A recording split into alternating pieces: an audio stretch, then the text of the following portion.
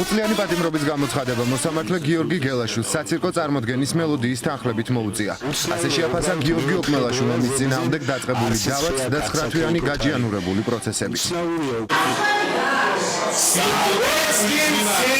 ზუსტად ეს არის მაგალითი, რომ სტალბურგში რომ ნახავთ, რა პირობებში ამუშავებთ სასამართლოს. კარგი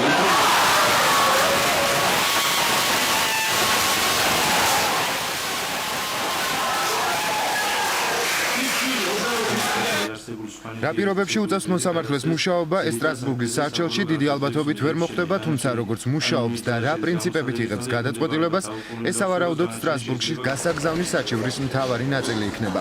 9 თვის განმავლობაში მოსამართლემ არ დააკმაყოფილა დაცვის მხარის არც ერთი შუამდგომლობა. დეკემბერშივე შეეძლო გადაწყვეტილების გამოცხადება, თუმცა იმის შიშით, რომ ოკმელაშვილს სალომე ზურაბიშვილი შეიწყალებდა, გადაწყვეტილების გამოცხადება არაერთხელ გადადო. თუ ამას თავად ვერ ახერხებდა, მაშინ რგოლად პროკურორი ევლინებოდა, რომელიც ხდომის გადადების შუამდგომლობებს აყენებდა. პროკურორს მივიკითხა, უცნაურია უბრალოდ მეოთხე დღეა ზედიზედ არც იცხია ქარცაქეიფოთ არის. ჩვენ გვექნება პრეტენზიები ამ კუთხითაც, რომ მოსამართლემ არ მოგცა, ვინც დავკითხეთ იმ მოწვის ნორმალურად დაკითხვის შესაძლებლობა და წარმოჩინდა როგორც მხარე. თემის შეფასების უკან დგას მოსამართლის ხელშეშლა დაკითხებში.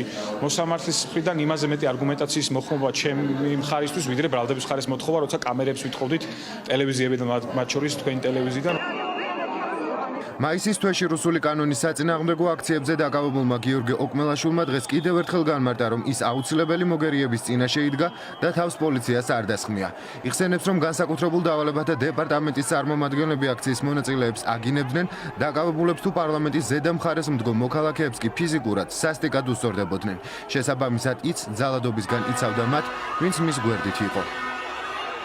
მე გამოსულა დასაქმებად ხელის. მე იგივე გასაგებად, იმიტომ რომ ეს ადამიანები მთელი დილის განმავლობაში წარმოადგენდნენ საშიშროებას ჩვენთვის. მთელი დილა ეს შავი მოსლები ყოველგვარი გაფრთხილების გარეშე ტოვებდნენ პოლიციის კორდონს, გადმოდიოდნენ და ბრუნავდნენ. ნებისმიერი მათგანები ჩემი მხრიდან, ჩემი თანამოაზრების მხრიდან აღიქმებოდა როგორც თავდასხმა და იზოლებული ვიყავით რაღაცნაირად თავი დაგვეცვა ყველაფერთან. საქმის პროკურორს მედიისთვის კომენტარი არ გაუკეთებია, მან დარბაზის სათადარიგო გასასვლელით დატოვა. ოჯახი დარწმუნებულია, რომ პროკურორის და მოსამართლეც პარტიულ დავალებას ასრულებდა. ეს გადაწყვეტილება რას უნდა ნიშნავდეს? ეს არის ჩვეულებრივი ცირკი. 9 თვის განმავლობაში ვცდილობდით, რომ მიესაჯათ, მაგრამ გვაწამეს. არც ერთი წესიერად სასამართლო არ ჩატარებულა და ეხა ბოლოს და ბოლოს დიდი მადლობა და მიიღეს ეს გადაწყვეტილება. ჩვენ ხედავთ უსამართლო სასამართლოს ყველაზე დამამცირებელი ჩემთვის როგორც საქართველოს მოქალაქისთვის იმის მოსმენა იყო, რომ თურმე სტრასბურგის სასამართლო აღშფოთდება რა პირობებში ვამყოფებთ მოსამართლეს და პროკურატურას და რატომღაც არ დაბადებულა კითხვა რა პირობებში ვამყოფებთ ეს ხელისუფლება 12 წელია და განსაკუთრებით რა წელი გაგვატარა და რაში ვიმყოფებით 3 თვეა. არანაირი იმედი არ მქონდა გამამართლებელი განაჩენის, მაგრამ ასე დამცირება კიდე რაღაცა დიქტატურის უკვე ახალი ეტაპია ჩემი აზრით. პარალელურად მიმდინარეობდა ჟურნალისტ ნიკა კაციას სასამართლო პროცესი, რომელსაც გამოძიება დიდი რაოდენობით ნარკოტიკული ნივთიერების შეძენა შენახვას ედავება. სახელმწიფო ბრალდებამ ვერც დღეს შეძლო უტყუარი მტკიცებულებებისა თუ ეგრეთ წოდებული ნეიტრალური მოწმეების მოყვანა. ახალგაზრდა კაცს 20 წლამდე ან უვადო პატიმრობა, მხოლოდ პოლიციელების ჩვენების და გომელაურის უწყების დაქვემდებარებული ექსპერტების დასკვნის საფუძველზე ემუქრება. ჩემთვის ეს ყველა кейსი აბსოლუტურად რაც აი ამ პერიოდში მიმდინარეობს, ერთი მუხლი არის სამშობლო სიყვარული. ყველას ედავებიან ამას, იმიტომ რომ სადღაც იქ ზემოთ ვიღაცები უბრალოდ ვერ იაზრებენ იმას, როგორ შეიძლება გიყვარდეს ეს სამშობლო, როგორ შეიძლება გინდოდეს უკეთესი მომავალი. ამათვის ეს არ არსებობს, რადგან რაღაცა ცოტა ერთ ბალში მოქცეული ხალხი მგონია, რომლებიც ხედავენ აი თავის ანათესავს, თავის ღობის სიკით ვერავის ვეღარ ამჩნევს. ის რაც ახლა დღეს ხდება და ბოლო 2 თვის განმავლობაში უბედურება ტრიალებს საქართველოში ჩვენ თავებს ხდება ეს ყველაფერი. მე საერთოდ არ ვარ დარწმუნებული იმაში, რომ დღეს მე რო წავალ, აქედან რო გავალან სადღაცას გავივლი, იგივე მე არ შემეხება. მე მგონია, რომ ეს ჩვენი საერთო პრობლემაა.